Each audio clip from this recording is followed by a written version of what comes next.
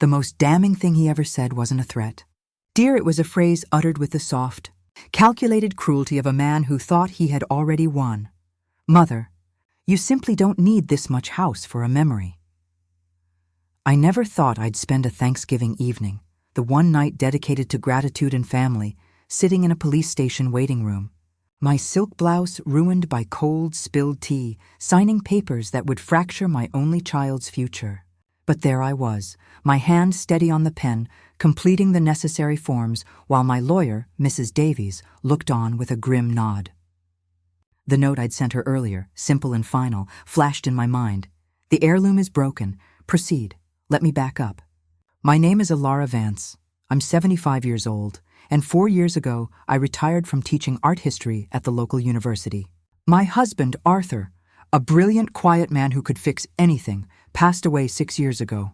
Since then, it's just been me in our house, a 3-story Victorian built in 1905, right on the water in the historic district. We bought it in '78 for a price that would make the young people today weep with envy. Now it's less a house and more a landmark, worth a small fortune. But to me, it's my sanctuary, the last canvas Arthur and I painted together. My daughter Celeste is 48. She works in marketing, always chasing the next big trend. She's married to Julian, a man in his early 50s who looks perpetually damp and anxious, a sensation I suspect he projects onto everyone around him. They have 2 precious children, Ivy 10 and Finn 8. They live an hour away in a newer, sprawling suburban development. Nice enough, but lacking soul, as I often think. I host the Thanksgiving Harvest Festival every year. It's tradition. Arthur loved the smell of mulled cider and rosemary. This year I spent the Wednesday before preparing. I polished the antique silver, made my famous pumpkin bread from Arthur's mother's recipe, and set the long mahogany dining table with the good china. The house smelled of spice and wood polish, a comfortable, heavy scent that whispered of continuity. Celeste, Julian, and the children arrived around 3. Julian's German sedan, all sharp angles and silent intimidation, pulled up to the curb. Celeste gave me a hurried peck on the cheek. "Mother, the house is lovely as always," she said, her eyes already scanning for a place to put down her enormous handbag. Julian, however, was immediately present. Too present. "Alara, you look marvelous. Considering the demands of maintaining such a large property, truly marvelous." He had a way of complimenting you that sounded suspiciously like a diagnosis. He carried a heavy, expensive bottle of scotch. Julian only brought expensive things when he was preparing to negotiate. I had learned that lesson years ago when he tried to help me manage Arthur's small book collection. The grandchildren, Ivy and Finn, were the only genuine light. They hugged me properly, told me about their school play, and seemed truly grateful for the small box of imported chocolates I'd set aside for them. We settled in the drawing room. The tea was poured, the children were set up with a quiet board game on the hearth rug, and the clock ticked in the comfortable silence. That's when Julian made his move. "So, Alara," he began, leaning forward in Arthur's favorite wingback chair. "Celeste and I have been discussing your situation." That word again, situation. My situation was simple. I was competent, content, and wealthy enough to be left alone. "My situation?" I asked, keeping my voice level, taking a slow sip of my perfectly brewed Earl Grey. "Living here alone," Celeste chimed in, sitting on the edge of the ottoman, mirroring Julian's forward tilt. "This beautiful, enormous house, it's simply too much for one person. Maintenance, the taxes, the general oversight, we worry. I manage perfectly well, dear. The house is debt-free. My gardener, Mr. Petrov, is meticulous, and the property taxes are paid via direct withdrawal. My concerns are well managed." Julian waved a dismissive hand. "But you're 75, Alara. Falls, medical emergencies. What if something happens and you're alone for hours? I've checked the statistics for women your age in unassisted living situations." I cut him off gently. "I have a functioning mobile phone, 2 neighbors who check in daily, and a subscription to a medical alert service that Arthur paid for before he passed. But I suspect this isn't about my well-being, Julian." He exchanged a look with Celeste that was fast, sharp, and entirely rehearsed. "Here it comes," I thought. "We have a proposal," Julian stated, his voice now switching to the smooth, persuasive timbre of a man closing a sale. "The children, Ivy and Finn, they're approaching a critical age. The local academy, St. Jude's, is the only place we want them to attend. It's the best, academically speaking.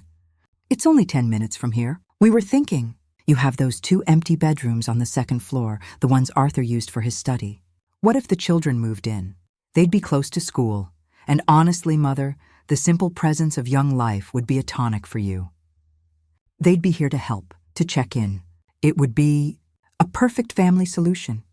Celeste's eyes were wide, pleading. Imagine, Mother. Ivy's piano lessons could be here.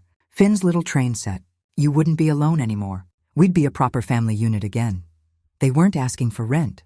They were asking for an anchor. Get the children in, establish residency, and then the legal maneuvers, power of attorney, guardianship, a declaration of incapacity, become significantly easier. They weren't moving in her parents. They were embedding their future, their leverage, right into the bones of my home. I felt a sudden cold clarity.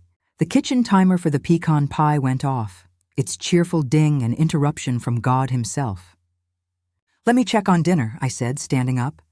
I walked into the kitchen, my movements slow and deliberate. I closed the door behind me and leaned against the counter, closing my eyes for 5 seconds. Breathe. Stay calm. Play the script. This was exactly what Mrs. Davies had predicted 6 months prior. 3 months ago, a different alarm had sounded. My bank had flagged a highly suspicious inquiry regarding the primary beneficiaries of Arthur's pension and my main investment portfolio. The inquiry had been routed through a VPN, but the initial login attempt had come from an IP address in Celeste and Julian's neighborhood. I didn't confront them. I called Mrs. Davies. Alara, she'd said, sitting across from me in her minimalist office, I see this pattern weekly. The house is a magnet.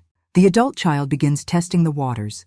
The subtle coercion begins, and then it escalates to active attempts to seize control of assets. We must prepare for war.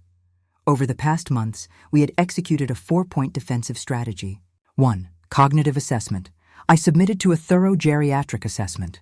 I passed with top marks, proof, dated and signed, of my sound mind and judgment. 2. Ironclad trust. We updated my revocable living trust, converting it to an irrevocable one, with specific language that any legal challenge to my competency would result in immediate and total disinheritance, replaced by independent trusts for the grandchildren. 3. The trigger, Mrs. Davies's best idea. We installed a subtle, high-quality audio and video recording system in the living and dining rooms, linked to a secure cloud server. If they intend to threaten or escalate, Alara, she'd told me, you will have incontrovertible proof. 4. The decoy, a critical document. A blank power of attorney form with the signature line exposed was placed in the document folder on the side table in the drawing room, the bait. I checked the pie. Golden brown, perfect. I plated the food and called them to the table. Dinner was initially civilized. The turkey was moist, the conversation was light, until Julian brought the situation back up, using the lull after the main course like a practiced salesman. So, Alara, the children's residency, have you considered it? I put down my fork. I have, Julian, and the answer is no. The air in the room didn't just grow quiet. It thickened like cooling gravy. Celeste's smooth expression cracked. No, Mother, why? It's for the children's benefit. And ours. Julian would be here often. He's so good at handling paperwork. I appreciate the concern, I interrupted, my gaze fixed entirely on Julian. But I like my privacy. I like my routine. And I do not care for the idea of my home being used as a preparatory school annex. But you have all this space. Julian's voice went up, his composure slipping. 2 empty bedrooms, a study. What are you even using them for? They are being used for the quiet reflection of an elderly woman who earned her peace, I replied coolly. That is my business. Dad, Mom, please, Ivy whispered, looking scared. Finn, bless his oblivious heart, was focused on cutting his slice of pie. Kids, I said gently, why don't you take your pie and watch the parade in the TV room? It's the floats you love. They scrambled away, relieved. Once the door closed, Julian's mask fell away completely. This is unbelievable, he ground out. We are offering you built-in care, built-in help, the simple presence of family, and you are acting like we're asking for $1 million transfer. That's not help, Julian. That's leverage. And no, that's a boundary. Celeste finally exploded, her face flushed, whether from the 2 glasses of scotch she'd had or pure rage, I couldn't tell. Do you know what that academy costs? Do you know the mortgage we carry? We are struggling, Mother. And you're sitting here in a $2 million house, hoarding space, hoarding legacy, all for your memories. The word hoarding was like a physical blow, a calculated insult. I am not hoarding, Celeste. I am living, and this is my home. But Arthur's been gone 6 years. She shrieked. When are you going to move on and think about someone other than yourself? That stung, sinking deep into the old wound. I took a breath, letting the cameras record the venom in her voice. Julian stood up abruptly, moving around the table. Look, Alara, be reasonable. I have a durable power of attorney document right here, just a formality. If you'd sign it, we could manage the house repairs easily, which is clearly overwhelming you, and we could focus on the children's enrollment. He moved to the side table, reaching for the decoy folder. I was quicker. My hand shot out and clamped down on the folder. That document stays right there. I will not sign anything. Don't be difficult. He tugged at the folder. He wasn't a strong man, but he was startled and desperate. In the scuffle, his elbow swept across the side table, knocking over the small, hand-painted ceramic urn that held Arthur's ashes. It hit the hardwood floor with a sharp, sickening crack. The fine, delicate dust, all that remained of my love, spilled onto the polished wood. Celeste gasped, covering her mouth. Julian froze, staring at the shattered ceramic, the small cloud of gray. It wasn't a dramatic injury, but the damage was absolute. I looked at the broken pieces, then at Julian, my face expressionless. You have ruined Thanksgiving, Julian, and you have desecrated the last piece of my marriage. I stood slowly, not rushing, not shouting. I believe, I said quietly, that I need to leave now, and you and Celeste should be gone when I return. I walked past them, my heart a cold stone. I went to the downstairs water closet, locked the door, and used my phone to snap a picture of the small, deep scratch on my forearm where the urn had scraped me. Then I opened the security app and downloaded the last 5 minutes of video to the cloud. I walked back to the kitchen, grabbed my keys, and walked out. I drove toward the police precinct first, not the hospital. At a red light, I pulled out my phone and sent the text to Mrs. Davies. The heirloom is broken. Proceed. She responded instantly. On my way to the precinct. Do not speak to them. Document everything. The next few hours were clinical. The police took my statement, noting the minor injury and the clear evidence of what they termed elder intimidation and property damage, specifically, the willful destruction of a highly personal, sentimental object during an attempt at coercion. The fact that I had left calmly and that the video was already secured worked entirely in my favor. When Mrs. Davies arrived, she confirmed the worst. Alara, they were setting up a classic incapacity claim. Get the children in, claim you're confused, use the POA and sell the house. What about the children? The independent trusts stand. They will get their education funding when they turn 25, regardless of what their parents do. It's untouchable by Julian or Celeste. That felt right. Ivy and Finn didn't deserve to pay for their parents' greed. By the next day, a temporary restraining order was in place. Julian was barred from the property. Celeste could only visit with 48 hours' notice and the direct supervision of Mrs. Davies's paralegal. Simultaneously, Mrs. Davies's office filed a formal complaint regarding the suspicious access attempts on my investment accounts. The following Friday, my doorbell rang. I checked the camera. Julian, alone. He looked awful, unshaven, pale, a man who hadn't slept. I opened the door, but didn't step outside the threshold. Alara, please. Can we talk? This is insane. Celeste is distraught. You're ruining us. Your notice period hasn't passed, Julian, and you have a court order against you for intimidation and destruction of property. The conditions are clear. It was an accident. I was reaching for the POA. She's sorry. We were stressed, financial pressures. You don't understand? I understand perfectly, I said, keeping my hands visible at my sides. You tried to access my assets without permission. You pushed your children into my home as leverage. You called me selfish for wanting peace in my own house. That's not help, Julian. That's an orchestrated takeover. His face crumpled. You're being paranoid, Alara. You're old. You need care. You need a transition plan. I pulled out my phone and showed him a picture. the high-resolution scan of my recent cognitive assessment, stamped with a perfect score and the official seal. I'm not paranoid. I'm competent. And I'm done. What does that mean? His voice was a thin, panicked thread. It means I've updated my living trust. You and Celeste are out, completely. Any attempt to contest it, to claim I'm incompetent, to manipulate my finances further, and you risk police action regarding the financial fraud. Ivy and Finn are covered, entirely independently. They will be fine.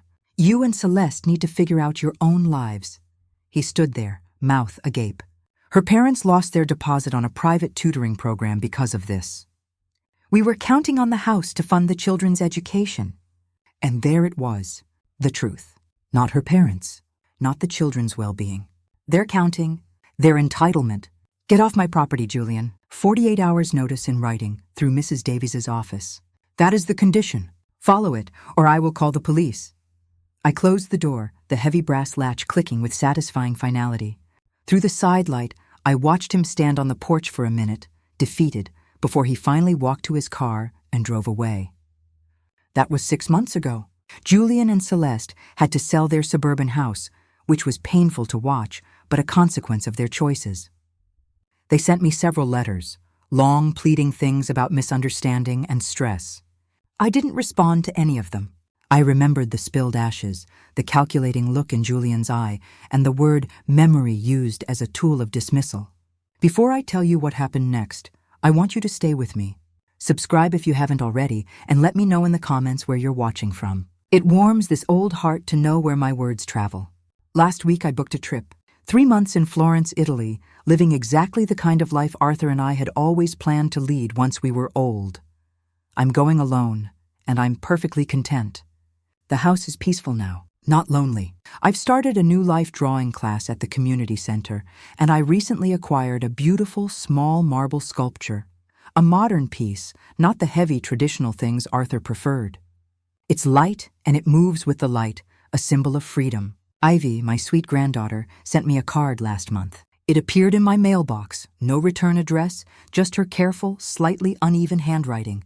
It was a drawing of my house, with the lights all on and a tiny figure in the window, me. I miss our cookie day, Gran, it said in crayon. I cried for a good hour, a mix of sorrow and fierce resolve. But I didn't call Celeste, because that is the emotional wedge they want. They want me to use my heart to undo the boundaries I set with my mind. Mrs. Davies says when Ivy turns 18, she can reach out on her own. We'll have coffee, and I'll explain everything. She'll understand or she won't. That's 8 years away. I'm 75. I might have 20 years left, or I might have 2. But however long I have, I am living it on my terms, in my sanctuary, with my boundaries intact. Sometimes, family means the people who love you unconditionally. Sometimes it means the people who only want to love you conditionally if you just give them what they want. I chose myself after years of choosing everyone else. I finally chose myself. And you know what? I sleep soundly at night. The house is quiet. The doors are locked. The cameras are running. And every morning, I wake up in my own bed, in my own house, living my own life. That's not selfishness. That's survival. And peace, my dear, is a price worth paying.